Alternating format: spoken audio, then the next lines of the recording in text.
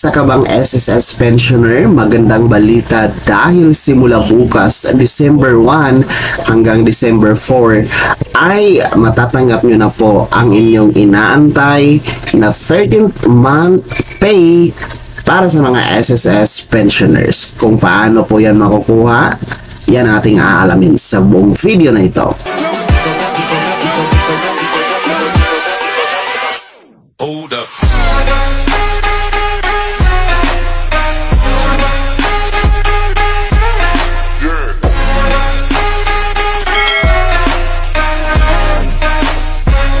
Hello mga ka-vlogs, saan ka mang daw sa mundo, welcome dito sa aking YouTube channel. And kung bago ka pa lang dito at nais mo mga informative content na andito sa aking YouTube channel, ay maaari nyo pong i-click ang ating subscribe button pagkatapos mo mapanood ang video na to. And you can be a member dito sa aking YouTube channel sa pamamagitan po ng pag-click ng join button at mamili po kayo ng mga perks na andyan mga ka-vlogs.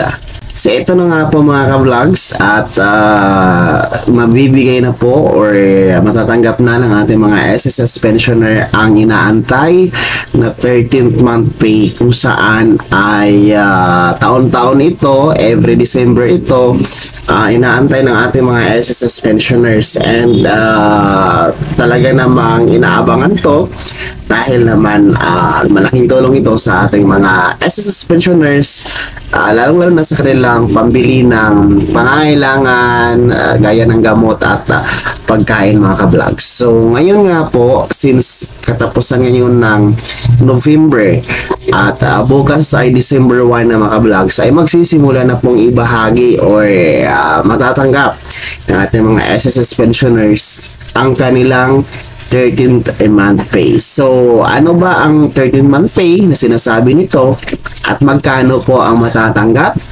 And paano ito matatanggap mga ka-vlogs? So, yan po ang mga ilang katanungan na nababalot dito sa 13th month pay para sa ating mga SSS pensioners. So, ito namang 13th month pay ay talagang ibinibigay naman talaga ito, no, para sa ating mga SSS pensioners. And ang halaga po nito ay katumbas ng inyong tinatanggap o natatanggap na monthly pension. So, halimbawa po, kung ang inyong monthly pension ay 5,000 pesos, ayan, yan din po ang matatanggap nyo sa inyong 13th month pay. So, parang nagtatrabaho ka lang din po sa mga pribado or gobyerno na mga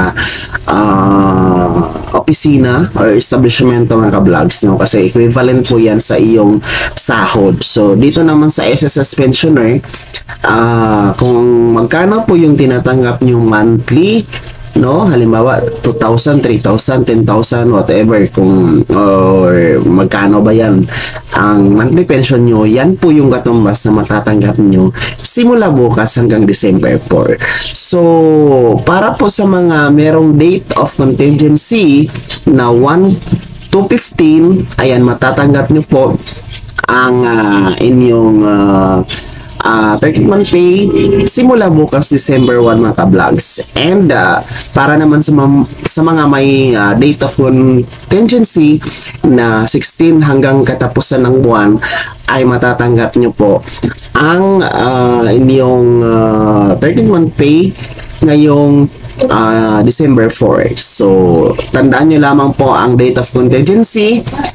Dyan po mahuhulog sa inyong ATM. So, sa mga nagtatanong paano makuha ang 13th month pay nila, ayan, dyan po ihuhulog sa inyong cash card, yung sa ATM card ninyo, kung saan nahuhulog din ang inyong buwan ng pension. So, hindi po siya kaliwaan. So, huwag kayong pumunta sa SSS office para kumuha ng 13th month pay dahil ihuhulog lang po yan sa inyong ATM card.